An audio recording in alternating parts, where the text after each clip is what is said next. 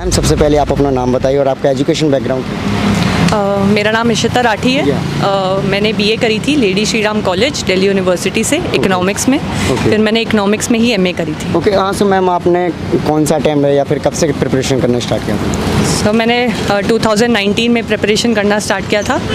2019 में ही मैंने अपना फर्स्ट अटैम्प्ट दिया था, जिसमें मेरा प्रीलिम्स क्लैरिफाई नहीं हो पाया था, और अब ये मेरा सेकंड अटैम्प्ट था। सेकंड अटैम्प्ट में ही आप इंटरव्यू तक पहुँचे। तो मैम सबसे पहले आप ये बताइए, आप फीलिंग्स क्या है आप, क्योंकि एक नॉर्मली स्टूडेंट्स बहुत साल प्रिपरेशन करते हैं। आप भी डीयू में पढ़े हो, आपको पता ही होगा कि दिल्ली यूनिवर्सिटी से कितने सारे स्टूडेंट्स ऑलरेडी यूपीएससी के लिए प्रिपरेशन करते हैं और कई बार वो प्रीलिम्स देते हैं, नहीं होते हैं। तो आप बताइए मैम, आपका फीलिंग्स क्या है इस टाइम पे? आप इंटरव्यू के लिए अपेयर हो रहे हो और डेफिनेटली आप ऑफिसर बनने जा रहे हो। सर इस टाइम पे तो मेरे को बहुत रिलीफ फील हो रहा है और बहुत ऑनर्ड फील हो रहा है कि मेरे को अपॉर्चुनिटी मिली कि मैं इंटरव्यू जाकर देकर आऊँ। सर जो क्वालिफाई नहीं कर पाते, आई थिंक उनके लिए मैं सिर्फ यही कहूँगी कि पेशेंस हर लेवल पे टेस्ट होता है यूपीएससी में। तो अगर आप उस पेशेंस को होल्ड कर सकते हैं और ये इंश्योर कर सकते हैं कि आप हार्डवर्क साथ में करते रहेंगे, चाहे कुछ भी हो जाए, आपको अपना सपना है तो अचीव करना है, तो आई थिंक वो हो सकता है। ओके, सो मैम मैं पूछूँ कि आपके इंटरव्यू का एक्सपीरियंस कैसा रहा है, किस टाइप के क्वेश्चंस पूछे गए? इसके पहले आपने इंटरव्यू के लिए कैसे प्रिपेयर किया था मैम? सर इंटरव्यू के लिए मैंने न्यूज़पेपर्स पढ़े थे। 2 न्यूज़पेपर्स पढ़ती थी मैं। मिंट पढ़ा था मैंने और इंडियन एक्सप्रेस पढ़ा था। उसके अलावा आपका डैफ बहुत इंपॉर्टेंट होता है। उसको अगर आपने प्रिपेयर कर लिया तो आधा इंटरव्यू के प्रिपरेशंस तो हो ही गई। और तीसरा मॉक इंटरव्यू, मैंने काफ़ी सारे मॉक इंटरव्यू दिए थे, तो ऐसे मैंने प्रिपेयर किया था। और अंदर में से मोस्टली क्वेश्चन जो न्यूज़पेपर में आप देखते हैं रोज़, उसके बारे में पूछे गए थे। 3 फार्म लॉज जो अभी गवर्नमेंट लेकर आई है उनके बारे में पूछा, कोऑपरेटिव सोसाइटीज़ के बारे में पूछा था, डिजिटल करेंसी के बारे में पूछा था। तो मोस्टली करंट ओरिएंटेड ही था मेरा इंटरव्यू। ओके, और मैम करंट ओरिएंटेड के अलावा जीएस वगैरह से, एथिक्स वगैरह से, इस टाइप के क्वेश्चंस? सर इंटरव्यू में आपकी नॉलेज तो चेक नहीं होती है, राइट मैम। तो आप उनका सपोर्ट ले सकते हैं। डेफिनेटली अगर आपने मेंस क्लैरिफाई किया है तो आपको नॉलेज तो है ही, तो आप वो यूटिलाइज करके आंसर बना सकते हैं। Yes ma'am. बट उससे ज़्यादा इंपॉर्टेंट तो कॉन्फिडेंस होता है इंटरव्यू में। तो ओके, सो मैम क्या होता है, जो फ्रेशर्स होते हैं, जो नए स्टूडेंट्स इंटरव्यू के लिए जाते हैं, फर्स्ट टाइम जाते हैं, जैसे आप भी गए, तो कहीं ना कहीं बहुत सारी चीज़ें चल रही होती है माइंड में कि इंटरव्यू पैनल कैसा होगा, वो कैसे रिएक्ट करते हैं उनका, या यूँ कहें उनका व्यवहार कैसा होता है, हम्बल होता है या फिर अग्रेसिव होता है, तो वो क्या था मैम? सर मेरा एक्सपीरियंस तो ये रहा था कि मेरा बोर्ड बहुत हम्बल था।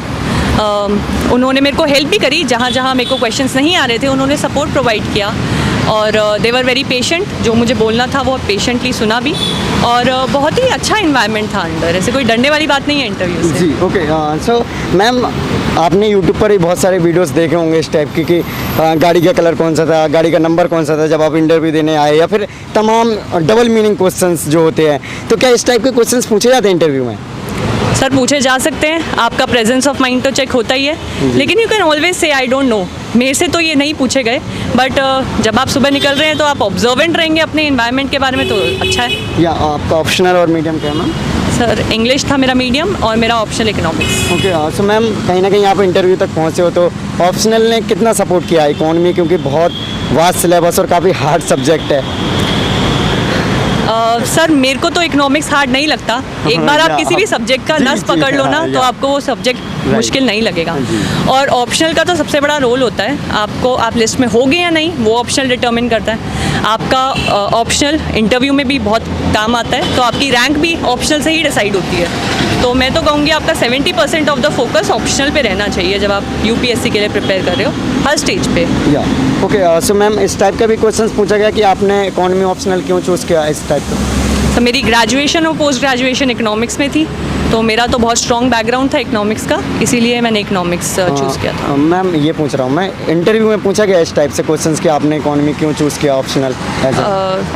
सर आई थिंक अगर आप बहुत ही डायगनली डिफरेंट डायरेक्शन में चले जाते हो, अगर आपने इकोनॉमिक्स से करा है आप मास्टर्स और आपने एंथ्रोपोलॉजी ले ली, तो आपसे पूछा जाएगा। अदरवाइज तो ये बहुत ही कोहेरेंट एस्पेक्ट है आपके डैफ का, तो उसके बारे में तो कोई क्वेश्चन। ओके, सो मैम अगर मैं एक वर्ड में पूछूं आपका इंटरव्यू का आज का एक्सपीरियंस कैसा रहा, तो उसके बारे में? सर बहुत ही एनरिचिंग एक्सपीरियंस था। ओके, सो मैम जो नए स्टूडेंट्स हैं उनके लिए क्या मैसेज देना चाहोगे? आपका फर्स्ट अटैम्प्ट में प्रीलिम्स नहीं हुआ और अपने सेकंड अटैम्प्ट में ऐसा क्या किया, क्या गलतियाँ थी, उनसे सीख कर आपने आगे फाइनल आप इंटरव्यू के लिए अपील हुए? सर एक चीज़ जो मैंने सेकेंड अटेम्प्ट में करी थी, वो मैंने सोचा था कि मैं इस अटेम्प्ट को बहुत ही ईमानदारी से सिर्फ और सिर्फ यूपीएससी के लिए प्रिपेयर करूँगी। मैंने कोई और स्टेट सर्विसेज का एग्ज़ाम, कोई और एग्ज़ाम नहीं दिया था। मेरा इंटायर फोकस यूपीएससी पे था। और दूसरी चीज़, आपको कॉन्फिडेंस चाहिए होता है हर स्टेज पे, प्रिपरेटरी स्टेज पर भी। तो कॉन्फिडेंस और belief in yourself, these are the 2 key pillars. Yes, okay. So ma'am, कहीं ना कहीं आपने एक बार अनसक्सेस का सामना किया, तो आपको क्या लगता है कि स्टूडेंट्स को बी प्लान रखना चाहिए? सर मेरा तो कोई बी प्लान नहीं था, मेरा ए ही प्लान था। I think B plan distracts you from plan A. तो मैंने तो यही रखा था, लेकिन अगर लोगों को लगता है कि उन्हें ज़रूरत है तो बिल्कुल रखना चाहिए।